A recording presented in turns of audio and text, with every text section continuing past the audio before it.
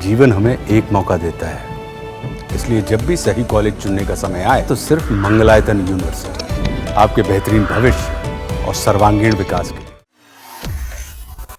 अहमदाबाद हादसे में जो विमान दुर्घटनाग्रस्त हुआ वो अमेरिका की कंपनी बोइंग का 787 ड्रीमलाइनर था। बोइंग 787 में गड़बड़ियों का एक लंबा इतिहास रहा है। हर साल ये कंपनी कितने विमान बनाती है और दुनिया के कितने देश इससे विमान खरीद रहे हैं, एक्सपर्ट्स कुछ बता रहे हैं, सुनते हैं। देखिए, ये 787 ड्रीमलाइनर जो जहाज है, ये बिल्कुल सबसे मॉडर्न जहाज है। बोइंग का आखिरी नया जहाज है जो आया है, बाहर रिलीज किया गया है, नया डिजाइन जैसे कह सकते हैं। एयरबस से A350 सबसे नया जहाज है उनके तरफ से भी। तो ये बिल्कुल नया जनरेशन का हवाई जहाज है। सब उसमें सेफ्टी सिस्टम्स बने हुए, और जो इन पे लोग शक कर रहे हैं कि भाई इंजन कोई फेल हो गया, ये जो इंजन्स हैं ये जनरल इलेक्ट्रिक के जेनेक्स इंजन्स हैं। GENX, that's like GE next kind of एक काइंड ऑफ एक्रोनिम है। सो द जेनेक्स इंजन्स जो है ये पुराने इंजन्स हैं, मतलब ये नया कोई डिजाइन नहीं है। नया GE90 जो इंजन्स हैं सालों से, सदियों से सारे 777s पे लगे आ रहे हैं। जो नया वर्जन है 747 का, 747-8, उस पे भी फिट किए गए हैं, और बहुत रिलायबल इंजन।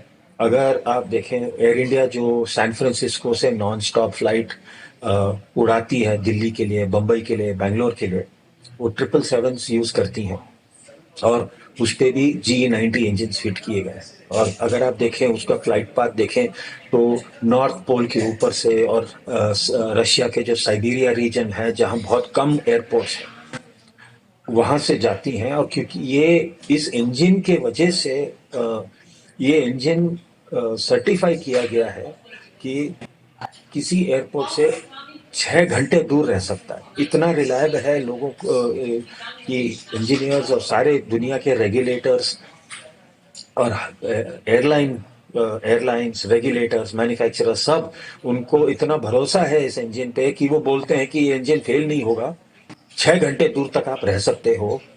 इतना हमें इस पे कॉन्फिडेंस है। तो थोड़ा सा ये 787 का पहला एक्सीडेंट है जहां मतलब मृत्यु हुई है, और हवाई जहाज को, जैसे एविएशन टर्मिनोलॉजी में बोलते हैं हल लॉस। हवाई जहाज को अभी भी जैसे समुद्र के जहाज को बोलते हैं, तो जहाज का हल जो होता है, जो बॉडी होती है, so it is the first हल लॉस ऑफ अ 787।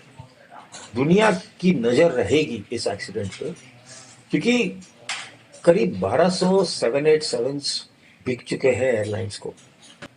आज भी मैंने अभी थोड़ी देर पहले अपने ट्विटर, DLR एविएशन ट्विटर पे मैंने एक फोटो डाली है कि कितने 787 फिलहाल अब भी इस वक्त हवा में उड़ रहे हैं, और it is literally in hundreds.